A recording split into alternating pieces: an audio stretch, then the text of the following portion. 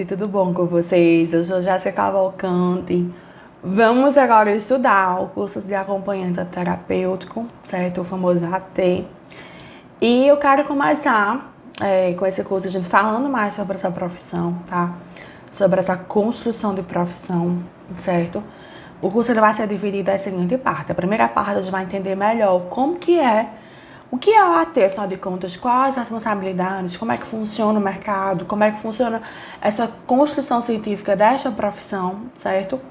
Depois a gente vai estudar mais sobre a abordagem ABA, enfim, os programas, o que é a ciência mesmo ABA. E a terceira parte, a gente vai estudar os programas, certo?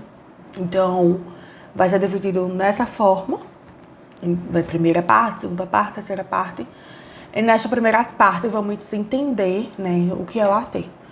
Essa primeira parte é um pouco longa porque é muito conteúdo, minha gente. E assim, a nossa preocupação quanto Instituto Neuro, enfim, todos nós que constituímos a comissão científica da plataforma do Instituto Neuro, a gente trouxe vários referenciais, vários pontos de reflexões, citações, tirada de materiais. Eu tô falando um pouco mais baixo, acho que dá pra ouvir do microfone, porque é muita coisa. Eu quero economizar um pouco a minha voz pra gente poder render bem nessas aulas, tá?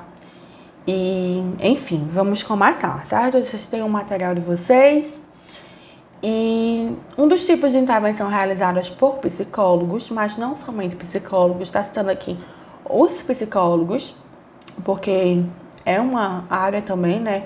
Quando a gente pensa também da atuação dos psicólogos, de análise de comportamento, é uma ciência que também se estuda na graduação da psicologia e também em outras graduações, certo? Mas, citando dessa forma, que tenham atendido pessoas com transtornos psiquiátricos, deficiência física, dependentes químicos, crianças e adolescentes com dificuldades no processo de escolarização, idosos, no enfrentamento de situações decorrentes do envelhecimento, é denominado acompanhante terapêutico. Até então, os acompanhantes terapêuticos, no início, achavam que eram somente para essas demandas citadas acima, certo? Só que no decorrer do tempo, isso foi mudando e a gente vai entender o porquê disso, como que isso mudou, enfim. A gente vai entender toda essa trajetória. Eu não estou dizendo que para ser AT tem que ser psicólogo, não é isto. Qualquer pessoa ela pode ser AT, inclusive os psicólogos também podem, os psicopedagogos, fonos, nutricionista também, eu conheço nutricionista que também é AT, mas dependendo de ter uma graduação ou não, uma pessoa com ensino médio ela pode também ser AT. É uma profissão, certo? E a gente vai entender muito dessa construção do acompanhamento terapêutico, certo? E segundo Nogueira, data 2009, o acompanhante terapêutico deve ser definido como um fazer que possibilita ao cliente a construção de novas referências para além da equipe multidisciplinar, por meio de um espaço não determinado, ou seja, diversos ambientes e contextos com envolvimento de diferentes indivíduos, não necessariamente pertencentes a uma equipe multidisciplinar, o que é denominado rede terapêutica. Além dessas características, é um fazer ligado à identificação e manejo de laços com o outro. A construção de novas referências pode ser considerada uma metáfora para designar classes de comportamento, assim como envolvimento, que se refere a interações comportamentais entre indivíduos e ambientes, certo? Este termo cliente, ele vai ser adotado muito neste curso em detrimento de paciente. A opção ela é motivada por este ser um termo já consagrado na literatura da análise de comportamento, tanto nacional quanto internacional, certo? No material de vocês tem as referências. E, afinal de contas, como que surgiu, né? As origens, a produção científica, esse histórico. Que citam que vem trazendo o AT, né? Então, surgiu por volta de 60, década de 60, que ocorreram movimentos políticos e ideológicos de revoltas psiquiátricas na Europa Ocidental e nos Estados Unidos, na tentativa de acabar com os hospícios, os ditos manicômios. E a primeira imagem que tem como acompanhamento terapêutico, que ainda nessa época era chamado assim, Nasce nesse período quando profissionais da área de saúde interessados em redimensionar o lugar ocupado os loucos, né, entre aspas, né, as pessoas que estavam internadas nessas instituições, que agora rompe com esse muro de clausura e é de fazer-se o cargo do cliente. Então, a gente tem uma migração aí do que? Do paciente para o cliente. Até então, as pessoas que tinham uma AT, né, na década de 60, não é como hoje, que o AT ele é responsável pela aplicação dos programas ABA, programas de ensino. Nessa época não era. O acompanhamento terapêutico ele era muito preso no sentido da ala psiquiátrica, para as pessoas que tinham alterações significativas quanto à saúde mental. O patológico não era visto como um padrão que qualquer pessoa pode passar por isso, né? Como a gente tem hoje, quando a gente vai estudar, por exemplo, graus de pessoas acometidas por depressão, por ansiedade, a gente percebe que é um número muito expresso. Então, hoje em dia, tem uma nova forma de se tratar. Não somente, mas também a esquizofrenia e outros. Naquela época, não. Tudo que fugia o padrão normal era algo como transcendente, era visto como marginalizado, como loucura, como vulnerabilidade e abandono mesmo. Nessa época, tá? E não somente a Chápica, mas outros também. Então, a gente percebe toda uma construção tanto de formações de categorias, porque a gente percebe que a psiquiatria ela evoluiu, a psicologia ela também evoluiu, quando são as práticas e discursos, e a gente percebe também que outras categorias, como os acompanhantes terapêuticos, até então restrito ao espaço psiquiátrico, também houve uma evolução, tanto de espaços de mercado, que a gente percebe hoje que ele não é, como citado no texto, somente para uma ala psiquiátrica, hoje ele está em outros espaços sociais, como escolas, os nossos lares, e não é somente focada em demandas que está no normal e o patológico é propriamente dito, né? Ou como ele se refere à loucura. Não é bem assim. Tanto é, gente, que a gente tem curso aqui na plataforma sobre Alzheimer, e a gente fala do AT dentro do curso. A gente tem outro curso que é bem citado, é o treino comportamental e cognitivo para idosos. Se eu não me engano, esse é o nome do curso. E é muito focado a postura também do AT e também do cuidador. Tem uma diferença de ambos, tá? Para os idosos. E é muito focado justamente isso. Esse acompanhamento que vai dar além de crianças, mas também que vai para os idosos, que os idosos também precisam desse acompanhamento e também precisam de um programa de ensino, todo um estímulo, todo um manejo comportamental também. Então a gente percebe que houve uma mudança, não somente da demanda que precisa, mas da própria construção de categoria, certo? Então a gente percebe que rompe esse muro, até então, essa redoma que foi imposta pela esta época, década de 60, e hoje se faz de uma forma totalmente diferente, onde se prioriza o cliente, esse cuidado com o cliente, como eu citei anteriormente, certo?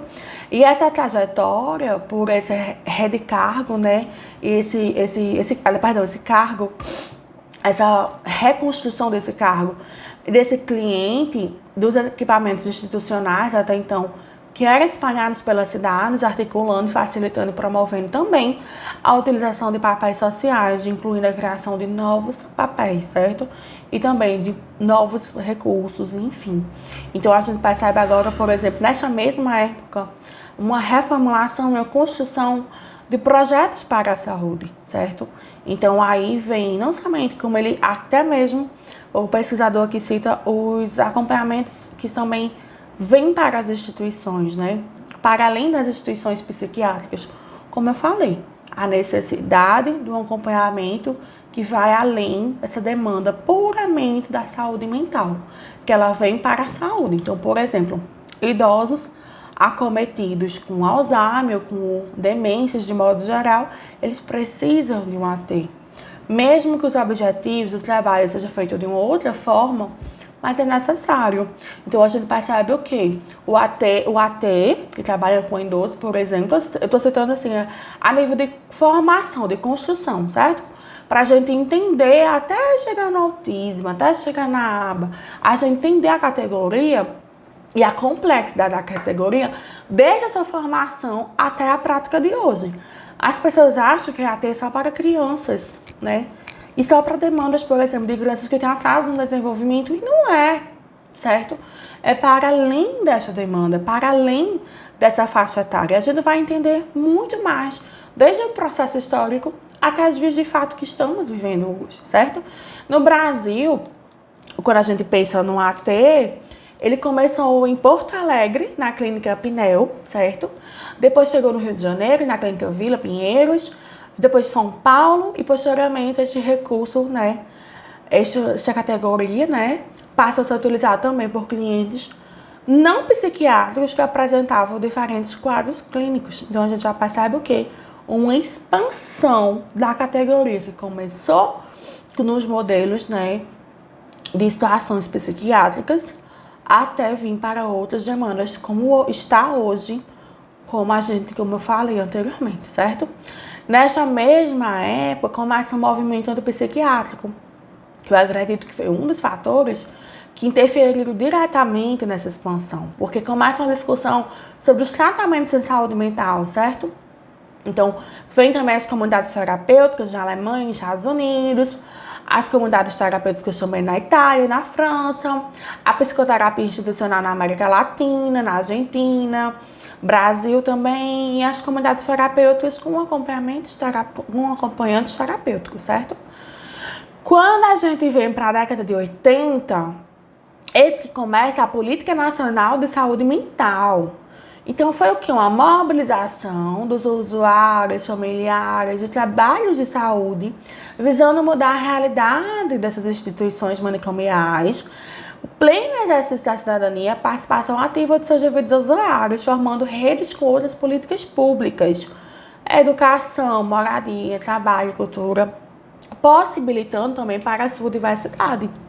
E eis que em 2001 vem a Lei 10.216, que redireciona o modelo assistencial em saúde mental, certo? Já em 2011, traz o Decreto Presidencial 7508, que é ampliação da RAPS, certo?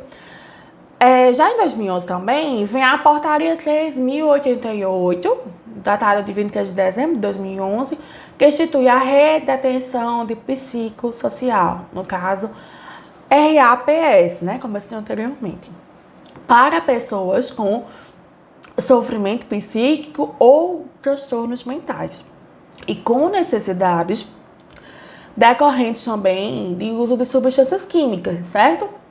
E aditivos, no caso. Então, assim, crack, álcool, drogas no sistema de saúde. Então, você percebe que há uma evolução da instituição manicomial para uma rede de apoio em saúde. E já no decreto 7.508, por que a gente está achando tudo isso? Porque a gente está entendendo a formação de categoria, certo? Para a gente chegar nas vias que estamos vivendo hoje, tá bom? Já na região de saúde, a gente faz o quê? Um espaço geográfico contínuo, constituído por agrupamentos de municípios limítrofes, delimitado a partir de identidades culturais, econômicas e sociais, e de redes de comunicação e infraestrutura de transportes compartilhados com a finalidade de integrar a organização, o planejamento e a execução de ações e serviços de saúde. Então, para também ser instituída a região de saúde, deve conter um mínimo de ações, né, como atenção primária, urgência e emergência, atenção psicossocial, atenção ambulatorial, especializada hospitalar e vigilância de saúde. Isto é um decreto de número 7.508/11. Essa rede de atenção em saúde, ela traz um conjunto de ações e serviços de saúde articulados em nível de complexidade crescente com a finalidade de garantir uma integralidade e uma assistência à saúde. E aí a gente traz as aproximações entre os fazeres de análise do comportamento e o acompanhamento terapêutico, certo? Que até então, lembra que como ele era visto, como essa figura era vista? esse profissional era visto como atuante de instituições manicomiais. E aí depois ele migra para as redes de saúde e agora já tem uma nova perspectiva para a área, através de análise do comportamento, certo? Que ela vem para contribuir para o desenvolvimento do AT, por meio de exames de variáveis que compõem ou que participam de eventos comportamentais e que estão envolvidas neste fazer. Outra contribuição está na aplicação de procedimentos de avaliação e análise dos comportamentos realizados por meio da modificação desse comportamento, a análise de comportamento aplicada e a terapia comportamental. Essas contribuições podem ser exemplificadas a partir do uso de procedimentos de avaliação e de observação de comportamentos diretamente no ambiente em que ocorre e também os seus procedimentos de avaliação e demonstração de relações de determinação entre as variáveis comportamentais. Além do destaque para a necessidade que o comportamento alvo de intervenção ele tem uma relevância social e que as intervenções a que será submetido, o sujeito, a criança, o adolescente, o adulto em questão, elas sejam oriundas de pesquisas, assim como também a possibilidade de pesquisas aplicadas que ocorrem em contextos naturais, que também parecem exemplos de contribuições a serem consideradas.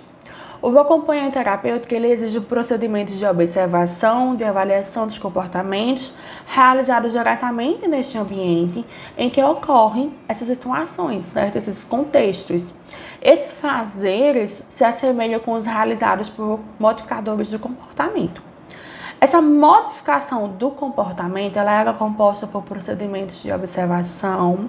A avaliação ela é, na verdade, composta pela observação, avaliação, a demonstração da relação de determinação entre variáveis comportamentais, que esta parte a gente vai aprender mais para frente quando a gente for estudar realmente aba, certo? Esses procedimentos ocorrem em conjunto, com a transposição e adaptação de conhecimentos, certo? Que são produzidos através de pesquisas e também aplicados nesses contextos, certo? A modificação comportamental, ela surgiu de um contexto científico em que os estudos eram realizados baseados principalmente no paradigma respondente. Isso perdurou da década de 20 à década de 40, certo?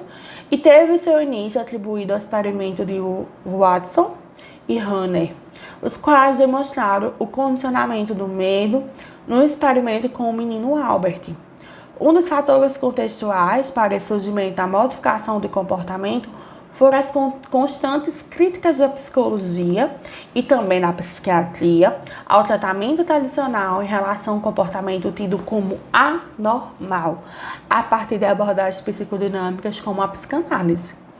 Diante disto e de crescente desenvolvimento, influência das ciências biológicas e físicas, a psicologia, teorias de aprendizagem, seus princípios como os investigados por Pavlov, Watson, Skinner e outros, ganharam um notável destaque em intervenções, certo?